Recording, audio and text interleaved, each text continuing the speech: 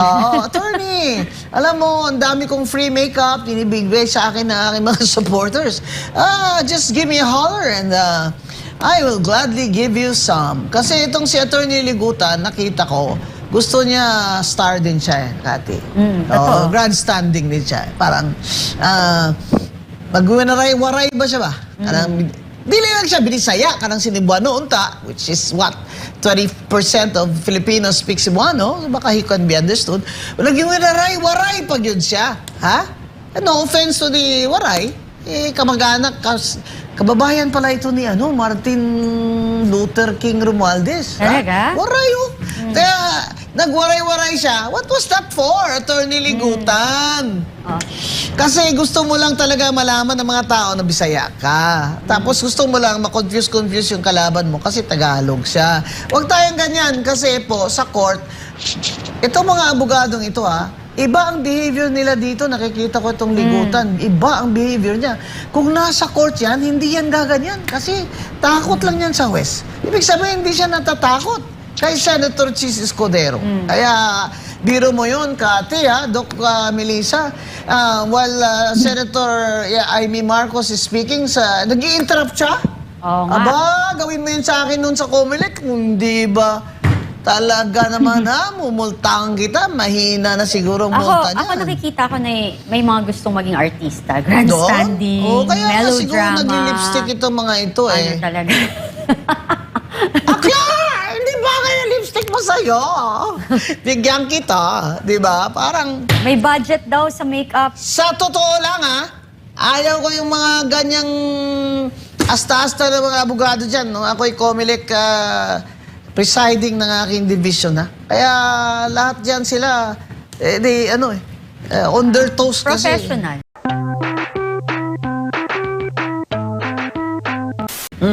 Iipitin ng ambulansya. May videos po kami nun. Grabe. So that's why in Philippine decision naman, Doc Melissa, doon sa Israel versus people of the Philippines, the Supreme Court cited there that an emotional outburst is not a grave threat. Not every threat is real, di ba? Not every threat is real, di ba? Sinasabi mo nga, it was to de-escalate. Sa akin, it was defense. And then the Supreme Court said in Israel versus people of the Philippines na emotional outburst, may mga prior incidents, di ba? Kaya ako ang thinking ko dyan, kaya inatrust nila yung hostile witness nila si Attorney Lopez Di ba? Sabi nila yung hostile witness, lagay nila sa stand. Kasi talagang i-DDin nila, ipapaaminin nila. Which they forget that she's a lawyer, Yeah. And you cannot just easily trick lawyers, into admitting anything. So I think na-realize nila yun na that's going to establish now that there was a prior incident. Kaya si VP Sara emotional outburst, di ba? Aside from yung sinasabi nga ni VP Sara na dati niya nang naririnig na naririnig niya na ipapatay sila. Yung sinasabi niya na uubusin sila yung pamilya niya. Meron pang isang mother na statement si Attorney Lotok na hindi ko nagustuhan. Kahit naman sino makarinig neto. Based on the rule of law, hindi po ako abogado, pero hindi naman din po ako tanga na hindi maintindihan. Nung sinabi niya nung tinanong siya na, I forgot lang kung paano yung pagtanong, pero ang pagkakaintindi ko, yung pagtatanong is, paano mo nasabi na may kakayahan si VP Sara na patayin or pumatay? Dahil daw, ang tatay niya si Digong. Ang tatay niya is si PRRD na may kaso sa ICC, which is, number one, speculate ka na nun. Oo. Ano po ba? Tsaka, dahil ba yung tatay niya ay akusado ng EJK sa ICC, siya may kakakayahan na magpapatay ng tao? Di ba parang, itatapon niya lang yung lahat niya yan, pati mga anak niya maliliit, tatapon niya yung future nila para ipapatay niya yan si BBM? Parang, tsaka lawyer yan di ba? Lawyer din naman si VP Sara Parang, obviously, Itong agents na ito na nagte-testify, they're not yet testifying as as impartial, credible witnesses. Kaya lalo na, 'di ba, Cathy, discover. Talagang diniinan siya doon ni Senator Amy Marcos na sa 2 dokumento, sa subpoena mo at sa affidavit mo na notaryado, sinabi mo yung petsa ng November 6 ba Kaya yun? magkamali. Ang daming typo error. Yun pala, hindi naman pala, ibig mo sabihin, yung subpoena mo sa ABS-CBN for that video is weeks after. Sabi niya, typographical error lang daw. Sabi ni Senator Escudero, typographical, 2 dokumento? At hindi mo ba binabasa? Affidavit mo yan. At saka abogado siya, di ba? At saka notaryado yun, di ba? Ibig sabihin yan, talagang hindi siya credible. So, isa pa, inamin nila, Cathy, di ba? Yung isa umamin. Yung isang hindi abogado. Sinabi niya na may utos po from the top. Exactly. Yun na yun. So, itong 2 testigo nila, testigo sila ng testigo sa grave threat na hindi naman nila nakukonek sa culpable violation of the Constitution. I don't know why the defense counsel did not ask that question. How is it now, if you're saying that this is grave threat, tinanong pa siya, is this conditional or absolute? Tinanong siya ni Senator Cayetano, sabi niya, in my opinion, it is absolute. No! Ang lakas ng loob mo, Hindi ka na mga abogado, Nag-opinion ka ng interpretation ng batas, Yan ang ayaw ko sa iyo, I can't wait nga kasi hiningi ni... Si Senator Robin naghingi ng mga certification courses na tinapos niya. Kasi, Mamabing, meron kasing LEVA na tinatawag ko, Law Enforcement Video Association Certification, pagtapos ng kurso para maging isang Certified Forensic Video Analyst or CFVA, Certified Forensic Video Examiner, CFVE. Ito ang pandaigdigang pamantayan sa Forensic Video Authentication, IACIS certification, pagiging Certified Forensic Nag-seminar ba siya Computer. dyan? Hindi ko nga alam kaya ito na binabang Examiner CFCE or EC Council. Pagkakaroon ng titulong. Mali yun. Pagkakaroon ng titulong Computer Hacking Forensic Investigator, CHFI. Di ba NBA agents, they are required to be accountants? And or lawyers. Yes. At saka dapat, kung forensic expert ka, may kurso ka kasing tinitake dyan. Correct. Hindi naman yung 2 linggo, 2 buwan lang, expert ka na. Pambira naman, Di ba? Anybody naman na reasonable mind will not believe na expert yun. Lalo na sabihin ba naman yan, absolute threat. Sa totoo lang, hindi ka lawyer, huwag kang bibigay-bigay ng legal opinion dyan, NBI agent. Kaya, nahihirapan po ang prosecution na magtahi-tahi ng testimony nitong 2 NBI agent na ito doon sa kanilang grounds for impeachment under Article 4 of their Articles of Impeachment. At saka, Mother, yung kitang-kita mo parang kahapon, talagang fishing expedition. I thought, di ba sabi nila na isampa nila tong kaso na to kasi sufficient in ground and substance. Pero bakit naghahanap pa rin sila habang ginagawa ang impeachment trial na to, bakit nila gustong maghanap pa ng ibang ebidensya while nag-hearing na? Yun na nga, yung sinabi, di ba? Typographical error ba yan na yung subpoena mo, ganitong pitsa, pero actually, yung hiningi mo palang video, 2 weeks after. Di ba? Ibig sabihin, basta nagsisinungaling talaga mahuhuli sa bunganga at sa papel. Kaya, pag hindi galing sa'yo talaga. Yes, good job! Good job, Senator Manang Amy Marcos, my classmate in evidence. Sabi ko sa inyo huwag kayong mag-akala nyo, mabubola nyo yung mga yan. Yung problema dyan kasi, Cathy, sa ibang senador, tatanong sila, yung mga tanong nila loaded. Kumbaga sa sugal, yung dice loaded. Yeah, diba? correct, Hindi na yun mga legal na questions Yung mga in what way is this betrayal of public trust? Ganun. Leading na eh, di ba? Masyado ng leading eh. At saka, Doc Melissa, I was talking about the standard of evidence in another interview of mine. And kasi, parang ang dali-dali lang for them na right now, I don't think the senators have an agreement as to the standard of evidence. And I was suggesting, my opinion, I was asked that it should be clear and convincing evidence. Although a little lower than proof beyond reasonable doubt, it is also above the evidence required in admin and civil law of substantial evidence only or preponderance of evidence only. I was emphasizing clear and convincing evidence. What do you think about this standard of evidence, Doc? So, wala namang express yung constitution, pero if you place it on the ground, for instance, high crime, so the terminology itself dapat high crime, beyond reasonable doubt yun, kasi high crime. Oh, yes. Oo. High crimes. Suitable, Oo, kasi Suitable violation. mahirap naman yung bintang-bintangan mo ang tao. Hindi beyond reasonable doubt yung high crimes, di ba? Dati kasi an attempt on the life of the king was a high crime. It was also treason, di ba?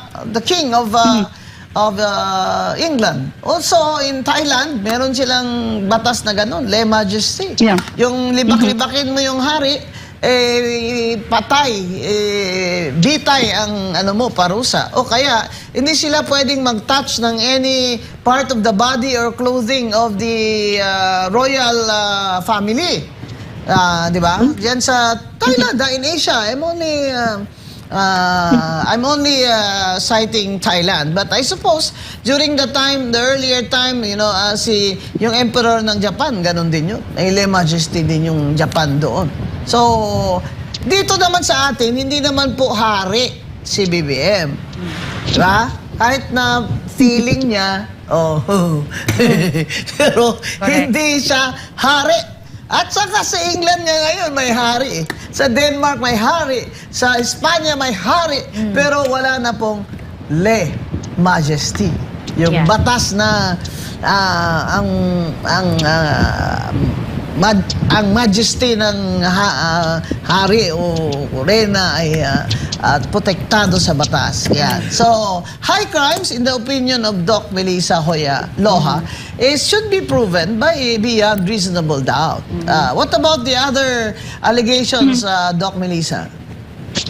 for suitable, I think okay na yung dapat clear and convincing. Yes. Yes, Pero, in all these grounds, Doc Loha, hindi naman tama na preponderance of evidence lang. Kasi removal ito ng Vice President eh. Diba? Oh, no.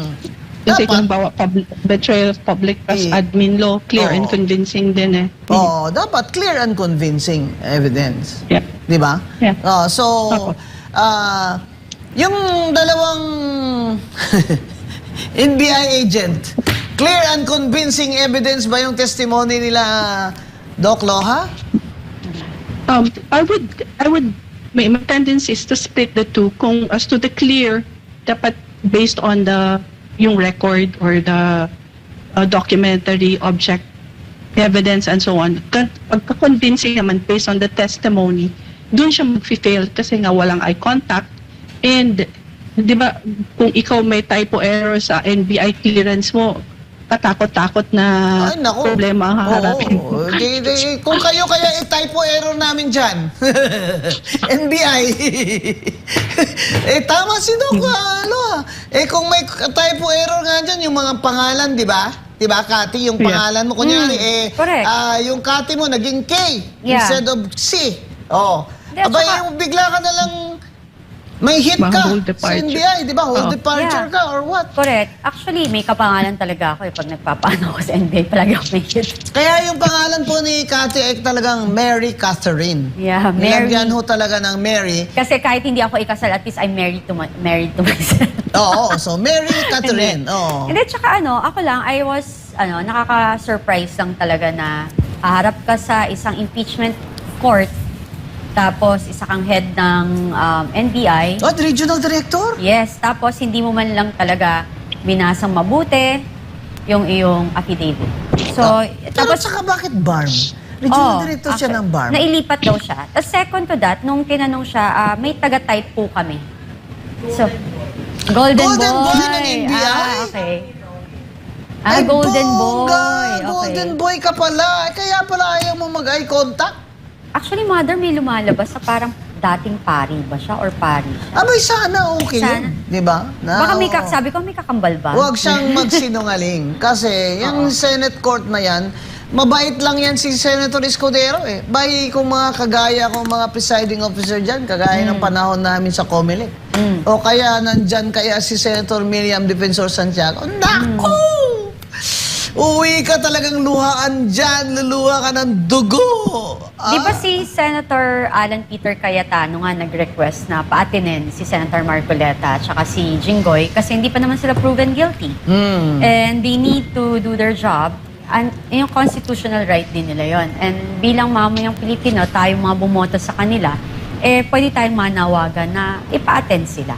Oh, lalo na may kakayahan naman sila. At saka hindi doon, mother, kasi kung talaga ang sinasabi nila, sinabi ko nga kahapon, ang hamon ko dyan sa Senado at sa gobyernong ito, kung sinasabi niyong hindi ito political persecution o hindi ito personal na pag-atake para hindi maka-attend si Senator Marcoleta at yung sinasabi niyo nga, kakampi ni VP Sara or allies niyo dyan sa Senado, pati ninyo. Kung hindi nyo sila mapapa-attend, talagang personal yung atake nyo. At takot kayo sa kanila. Kasi ang dami namang partisan dyan di ba? Sinasabi ko nga unsolicited advice ko kay Senator Risa Hontiveros. Hontiveros. Ba, inibit na siya. Kasi nag-declare na siya dun sa amin sa Iloilo na tatakbo siya sa pagka-presidente. Kasi nag-declare na siya, di ba? Gusto niya siya ang kandidato. May conflict of interest na si Senator Hontiveros. So, ako, unsolicited advice lang. Para naman yung credibility mo, medyo ma-protect mo, ha? Mag-inhibit ka na dyan. Kasi, hindi naman sa hindi naman mas importante naman yung election ng 2028 para sa kay Senator Risa kaysa dyan sa impeachment na yan. Kasi alam naman yan na hindi naman nila makukuha yung 16 votes talaga. Diba? Kaya nga, di ba, meron naman lumalabas na issue na iniimbestigahan daw yung dating Clark something at ang parang tina-target daw si Senator Alan Peter Cayetano. Baka nakalimutan niya, nandun din si Dizon, Secretary Dizon. Dalawa sila. Itong si Attorney NBI Matibag, masyado itong matapang May statement siya. Senador Totoo kaya yung kinukontra. Di ba? Hindi na ito according to ng separation of powers at hindi na ito good custom. Kumbaga, habang naglilitis at habang huwes si Senator Alan Peter Cayetano ay binabantaan siya indirectly na siya ay imbestigahan doon sa ASEAN Games na expenses. Sige. Oo nga, Kati, kasama pala dyan si Vince Dizon? Dyan sa committee na yan? Hindi ko alam yan Parang part siya, I forgot na At saka kung totoo man, kasi may nabasa lang ako sa social media para lang klaruhin. May nakita ko na sinabi daw correct me if I'm wrong din, na kung sino raw ang kakalaban sa gobyerno ay gigibain ni Matibag. Nako! I don't know if it's true, pero Babalik tayo lumalabas mamaya siya. kay Matibag, Kati. Balikan natin si Dr. Melissa Loha, who was a PhD in Public International Law in the University of Hong Kong. Doc Loha, so, yung next na articles of impeachment po na you think the prosecution will focus on next time, what is that? I think there was talk about the BIR documents, so we would now be on the confidential funds and on corruption issues. Regarding lang po dun sa mga senators, in the 2000 rules of impeachment, ito yung sa kay Estrada na impeachment, yung rules doon nakalagay, may kasama na provision on alternative way of voting. For instance, absent sila. So, i-adapt lang ng bagong mode of voting. Basta yung absence nila would be for a valid reason. For instance, detention, which is a valid reason why they can't attend. So, natanggal lang yung nung nagkaroon yung 2011 drafting ng rules for the impeachment of Corona naman, nilagay yun ni Senator Soto. Nilagay niya dun sa proposal niya. Pero, it was Senator Joker Arroyo who said na tanggalin yun because unfair dun sa mga senators who would be present. Meaning, yung opposition ni Senator Arroyo was not based on unconstitutionality. It was just based on some petty reason about inconvenience, unfairness, and so on. So, hindi siya interpretation ng constitutional provision. So, yung insertion of that particular provision in the 2000 rules would still be the prevailing interpretation of the Constitution that kahit absent yung senator, he has the right and the constitutional duty, hindi nga siya right, duty nga siya to participate and to vote. So, sino Senator Marcoleta, etc. should And be Jingoy. given. Yes. Yeah, Senator Jingo and Senator Cayetano, if he's going to be jailed, there has to be a mechanism. Otherwise, kung hindi gagawa ng mechanism ang Senate, it would be in breach of the Constitution. So, yung current rules na wala siya doon, hindi yan siya authoritative in the sense na precluded na yung participation by other modes. And Kasi meron ng- it's worthy to note that it was Senator Soto who proposed that. Yeah. Actually, funny enough kasi 2011, yung kay Corona, siya yung naglagay, siya yung nag-propose ng ang retention of that provision. Sorry. From the 2000 rules. Yun. Only that, si Senator Joker didn't agree. Pero not on constitutional grounds. But, So there's no yeah. constitutional obstacle in the present setting kung bakit hindi sila mag-adopt ng other modes of participation by those who are not able to attend. Right. I agree with you. Kasi we did that in Comelec nung time ng COVID, di ba? Because I was in my hometown for almost a year and a half. But I participated because we changed the rules, di ba?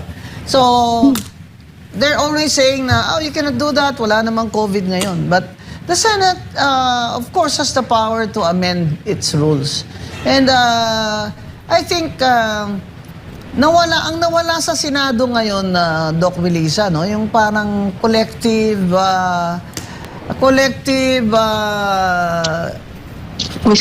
respect sa Senate as an institution. Kasi noong araw, kahit na magkabilaan sila, di ba? Magkabilaan sila, hindi sila, they don't belong to the same party. Pag na-threaten yung isang senador, kagaya niyan, tinitreten na indirectly ni Matibag, si Senator Alan Peter Cayetano, the others would rise to defend the institution. Kasi at Matibag is in effect indirectly attacking the independence of the Senate by indirectly warning Senator Cayetano that he is going to be investigated. So dapat yung kami sa Comelec doon ganun din eh. Lagi naman kaming gaya nun, lalo na si Bautista, lagi kaming other end of the spectrum sa botohan eh. Lagi, not always. Pero pag ang independence na ng Comelec ang nakasalalay o may bugado dyan o testigo na mag-accuse sa amin na nabili kami, aba, everybody, we will circle the wagons kung sa Western movies pa. We will circle the wagons because we have a duty to protect and defend the integrity and independence of our institution. Yan, wala ka na. Hindi ko na nakikita yan ngayon, Doc Loha, kasi masyadong divided na sila sa political lines nila. nakita natin yan nung nag-agawan ng Senate presidency na parang wala nang good manners and right conduct. Oo, wala Parang na wala na. Parang hindi na tayo sumusunod sa constitutional law. No, tsaka yung good custom as Filipinos, parang wala na. Di ba? Oo. Nasira. Mayor ako, kung senador yan sina Senator Vito Salonga, Neptali Gonzales, yung mga, they were giants of di ba? They were giants among men, di ba? Mga Jokno, mga gano'n. Ay, presiding judge natin. So, they never spoke ill personally against their fellow senators even when they disagreed. No? Kaya talagang hahanga ka sa kanila. Very, ang taas ng tingin ng mga tao before No, sa Senate. ngayon parang, ano ba to? Kasi siguro social media, Kati, ay napaka-freelance, freewheeling na. Ha? Oh, tsaka... Ay, pati makeup ni sa Atty. Ligutan, kinukomentaryo na ng mga tao. Ako yun. Ay, ikaw ba yun? Nag-comment Naku, ako. Kati, ha? At least aminado. Ako din. Kaya nadala ako. Kasi nakita ko, parang masyado maputi yata yung makeup Na niya para sobrang sa pati lip kanya. tint.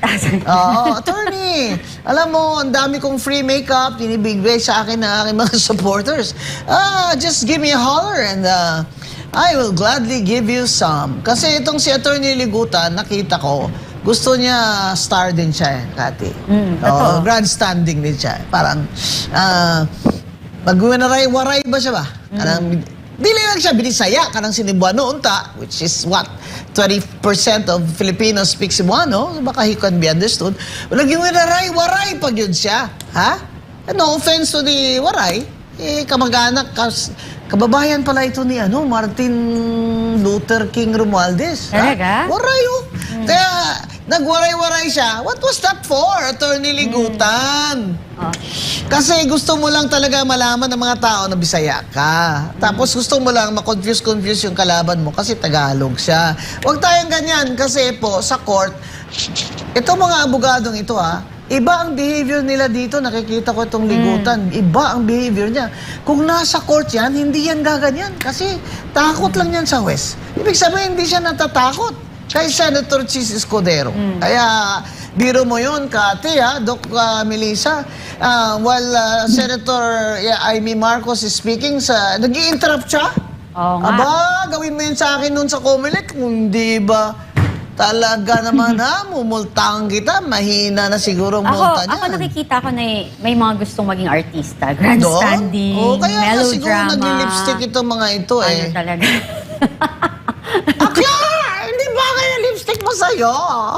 Bigyan kita, di ba? Parang... May budget daw sa makeup. Sa totoo lang, ayaw ko yung mga ganyang asta-asta ng mga abogado dyan. No? Ako'y Comelec presiding ng aking division.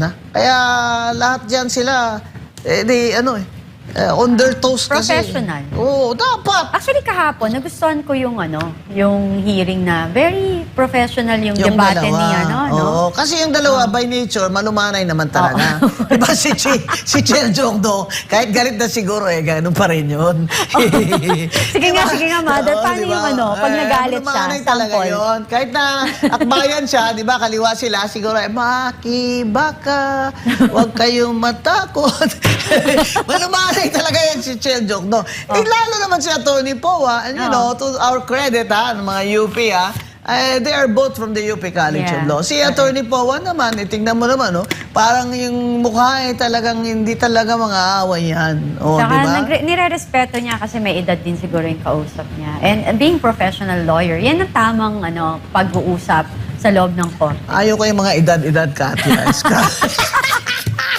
Wag na lang natin pag-usapan yung mga edad. Balik tayo doon kay Doc Melissa Loha before we say goodbye. Doc, Dr. Loha, yung pag-usapan naman natin yung BIR records, but do not coach them, Do not coach them na paano nila itatahi ito, Pag-usapan natin, ma'am, in your opinion, and of course, you're an expert. You're also a lawyer. In your opinion, ito bang BIR tax records ay makaka-prove ito ng na may graft and corruption si VP Sara?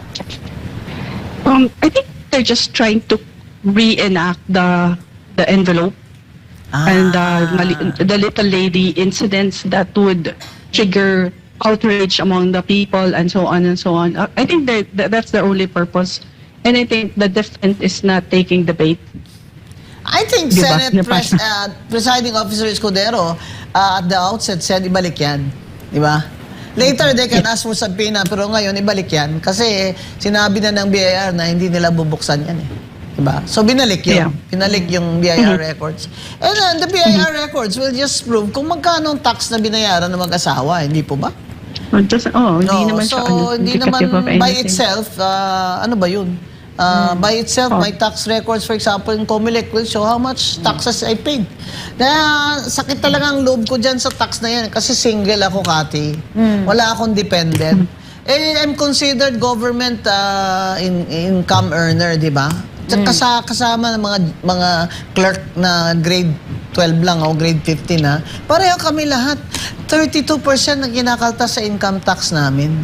Kaya ang sakit niyan, kaya ang suggestion ko, di ba, and I'm glad Senator Amy Marcos also picked it up.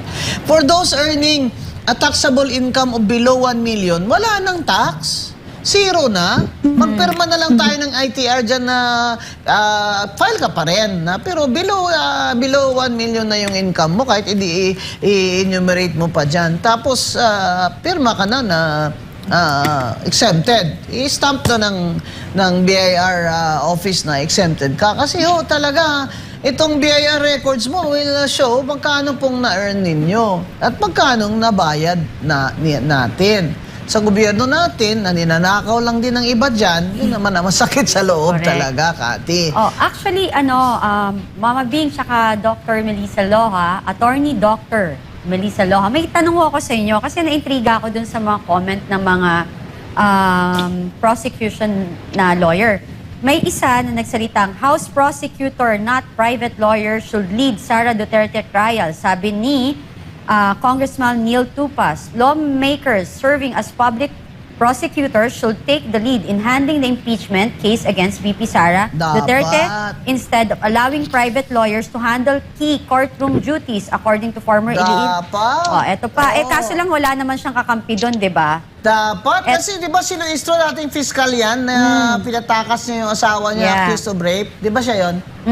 Yung Eto congresswoman. Bakit hindi siya mag-lead dyan? Siya naman tong chair ng Committee on Justice. Bakit di ba siya marunong? Bakit siligutan nilalagay mo? So, galing naman si Luistro dyan. Dati siyang piskal. Kung ako sa iyo, kung Congresswoman Luistro, I will take over. Yan. Green na green, ha? Talagang... Tapos meron pang isa, Mama Bing. Yung sinabi ni Attorney Kapunan sa estratehiya ng prosekusyon, hindi ito pagwapuhan, ebidensya ang dapat magsalita. Actually, nanood ako. Kahit hindi ako abogado, na-offend ako. Kasi Bakit? Parang, Pagandahan? bakit ka ganyan magsalita? Parang tinuturuan mo yung mga kapwa mo abogado and impeachment for even the senator na tinuturuan mo sila kung Bakit? Sino paano. ba nagpapagwapo doon? Hindi naman gwapo si Ligutan. Siguro ibig sabihin yung binluan. Si Powa! Bakit nagpapagwapo? Wala namang mangyayari sa inyo. Hindi naman nagpapagwapo si Powa because he's very shy. He's really very shy. Tingnan mo naman na halos ayaw nga tumingin ang mata ng mga babae. Pero talagang ay pagkagwapo nga naman. Pero siyempre, pagpagwapuhan does not apply to Ligutan. Pero baka nagwapo naman siya kaya yun nasabi niya. Okay lang. Pwede rin. Okay na rin. Parang slight yun eh. It was a slight. Si Narvasa rin, Marami Okay, nagkakatras gwapo ba si Narvasa? cute Yung na apo bata. ni... Oo. Anak yata yan ng kaibigan kong Narvasa. Yes, kaibigan mo.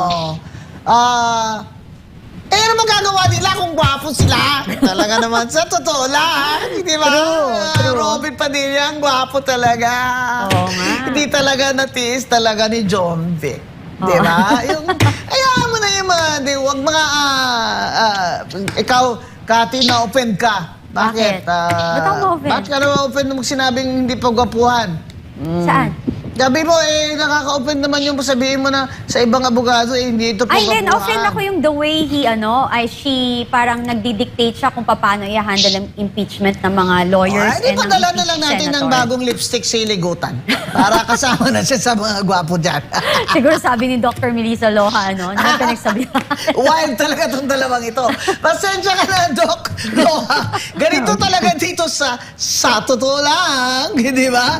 Kaya po, bago tayo magtatapos, para Ano pong may next mensahe? topic pa tayo dun sa mga BIR records na yan at sa mga bank secrecy, sana maimbitahan natin ulit si Dr. Melissa Loja, doctorate, PhD in Public International from the University of Hong Kong. Any parting words, Dr. Loja, please? Let's not forget the flood control scams. Oh, yeah. Correct. Of course. Kasi dinadivert ang attention ng mga tao dito sa impeachment sa flood control. Hanggang ngayon, hindi pa rin nakukulong ang best friend ko, si Martin Luther Romualdez. Exactly. Kailan na ba, Ombudsman? Inuuna mo naman si Senator Rolando Dante Marcoleta at si Kong Mike Defensor na hindi naman yun public funds. Ito unahin mo. Yung brand mo na first cousin ni BBM, si Martin Romualdez Ferdinand, di ba? Martin Ferdinand Romualdez ang dapat po. Sinasabi nila na kaya daw, ito si Martin, kaya daw is state witness si Secretary Bunuan ng DPWH kasi ituturo niya na ang mastermind ay si Martin Romualdez. Ayan, abangan natin yan. Correct. Ayan. So, thank you very much, Dr. Melissa Loja. Until we meet again in the next episode. Thank you very much. And again, Thank you Mama too. Bing, no, sabi nga, wag nating kalimutan ng flood control. Kasama, nasa na ang pera ng Pilipinas, 129 billion, illegal insertion in national budget. For 120 or 127 billion PDIC, pondo para sa proteksyon ng depositor sa bangko, ginamit na rin. 36 billion SSS funds, ipon ng mga trabahador na wala sa dapat nilang paggamit. 124.5 billion flood-controlled budget, malaking pondo para sana sa pag-iwas ng baha. Pero bayan pa rin ang napasama. 89 billion PhilHealth funds, pondo para sa kalusugan ng Pilipino, kinuha para sa iba. 500 billion Land Banks of the Philippines, pondo ng bangko para sa pagpapaunlad ng mamamayan, ginamit sa iba. 'Di ba? 250 billion Maharlika funds, pondo ng bayan na dapat para sa kaunlaran pero walang malinaw na resulta. 129 billion gold reserves sold. 'Di ba? Ibinenta, yaman ng bayan na wala. 62.5 billion GSIS funds, pondo ng mga gawain ng gobyerno hindi dapat pinakikialaman. 241 billion DBV funds, pondo para sa pagpapaunlad ng bansa, kinuha para sa iba pang panggastos. 14.370 billion Small Town Lottery Prize Fund, pondo para sa premyo ng lottery, hinaluan na ginamit somewhere else. Tapos, yung US 1.9 billion investment, Oceana Gold, DPO Gold Copper Mine Operation extend until 2037. Marcos admin, binibenta natin ang ating mga ari-arian. 4,000 acres of land given to the US Pac Silica project, at least US $10 billion of plus 580 billion pesos initial investment, Marcos admin. Yan. So yan po, Sa nawawala totoo natin. lang, huwag kalimutan, ang graft and corruption, ang #1 na sanhi ng kahirapan ng mga Pilipino.